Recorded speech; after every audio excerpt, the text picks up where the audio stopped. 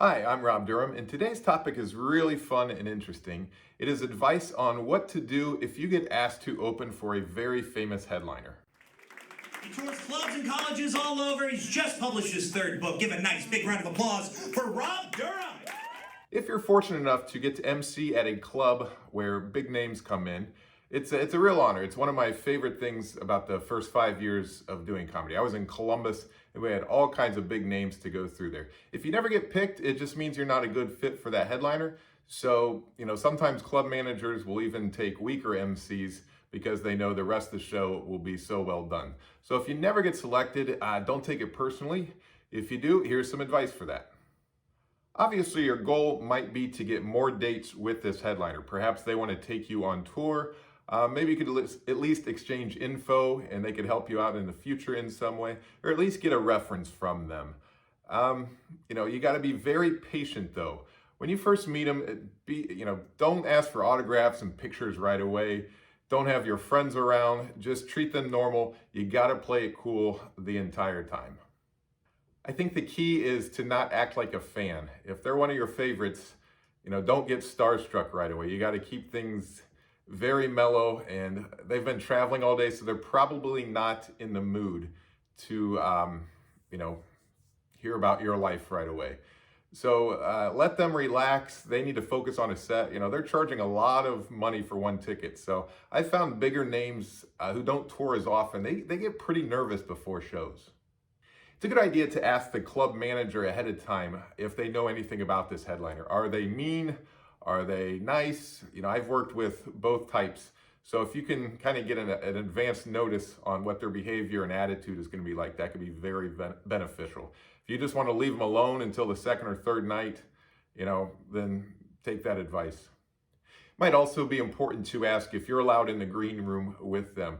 Most headliners have in their contract an assortment of foods, some kind of vegetable tray, maybe a bucket of Red Bulls on ice, something like that. Don't touch that. That's theirs. So if it's not normally in the green room, it's for them.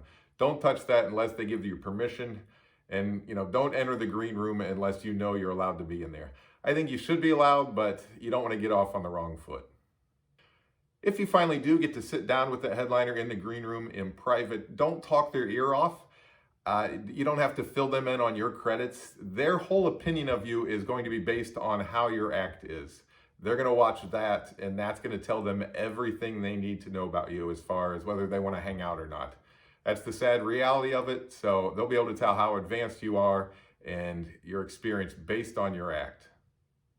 It's also important to watch their act ahead of time. If they have a special out or even YouTube clips, make sure you don't step on their material. Some of them can be really petty about that.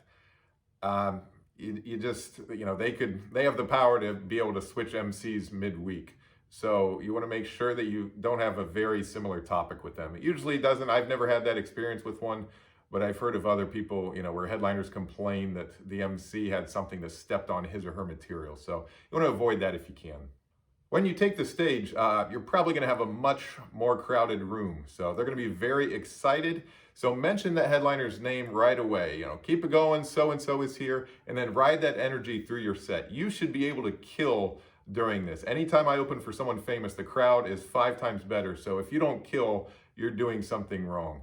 You really need to take advantage of the energy in the room. Make sure you let the crowd know you're excited too. That way they're aware that you're aware that they just want to get to the headliner. But, hopefully you can get a good set out of it as well. Along with getting the headliner's introduction, which you should definitely memorize, check and see if they just go on stage traditionally. Sometimes they have sound cues. There's been a few that don't even want to shake hands. I know way back in 2001, the first time I worked with someone famous, it was Pauly Shore, and I announced his name and the lights went out and Limp Bizkit started blaring, and he just walked right by me. And it was pretty insulting, but I guess I should have known that ahead of time.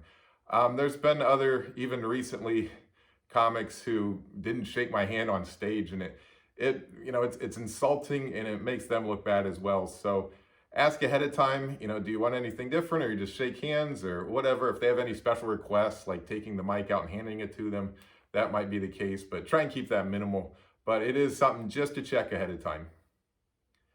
As they take the stage, usually they reference the previous comics. So if they say, keep it going for so and so, whatever they say about you, if they say he was very funny or she's hilarious, whatever, you can use that as a reference quote for your website, anything like that. So it's fair game. So be sure you listen to what they say throughout the week. Hopefully, you get a full week with them.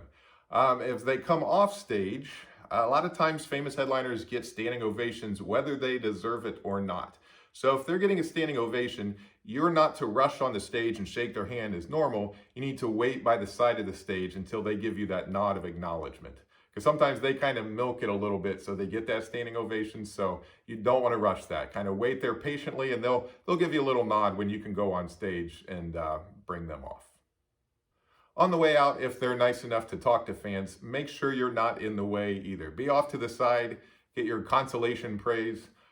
Sometimes really famous headliners aren't that funny and people will say, we liked you better. So stand off to the side.